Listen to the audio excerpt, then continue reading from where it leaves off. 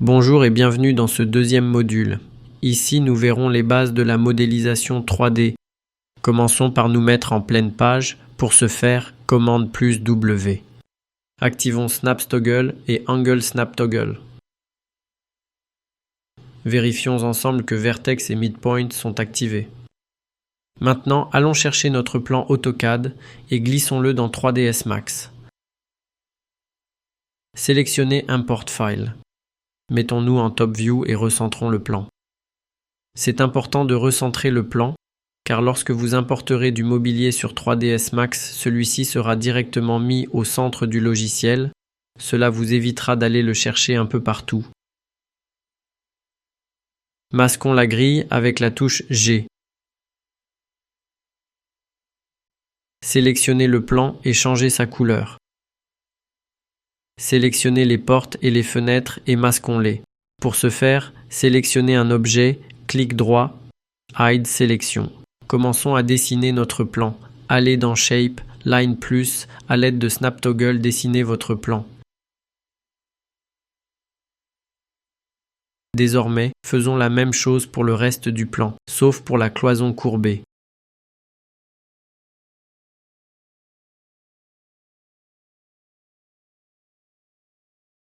Masquons le plan AutoCAD et vérifions ce qui a été dessiné.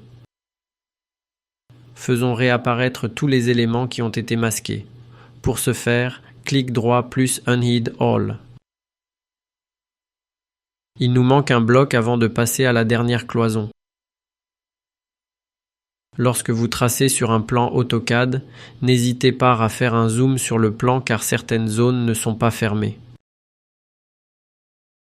Cela étant fait, masquons le plan AutoCAD. Maintenant, attachons nos lignes ensemble. Sélectionnez une ligne, allez dans Modify, descendez dans Géométrie, cliquez sur Attache et piquez tous les éléments que vous souhaitez attacher ensemble.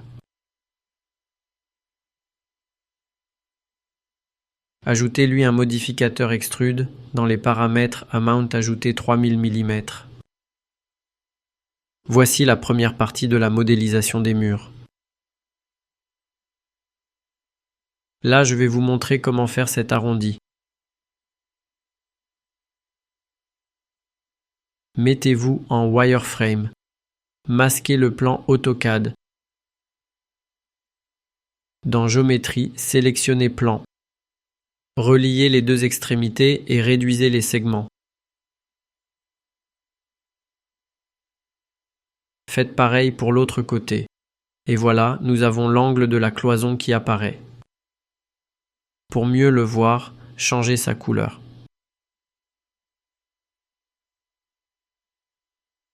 À partir de là, récupérez Line et dessinez par-dessus le contour pour former l'angle de la cloison.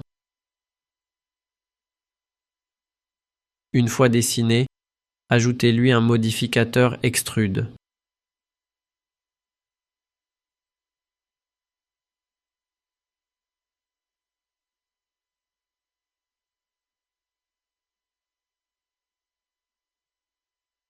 Convertissez-le en édit poli et attachons-le au mur.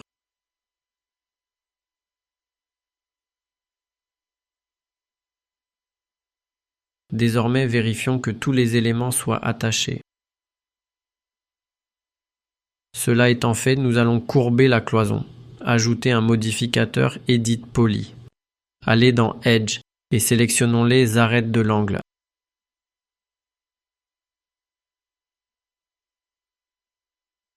Ajoutez-lui un modificateur chamfer.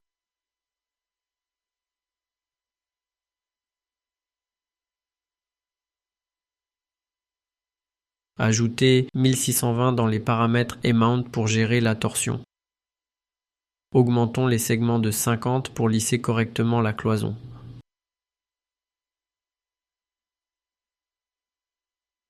Augmentons le radius afin de réduire l'épaisseur entre les deux arêtes. C'est tout pour ce cours et on se retrouve dans la prochaine leçon.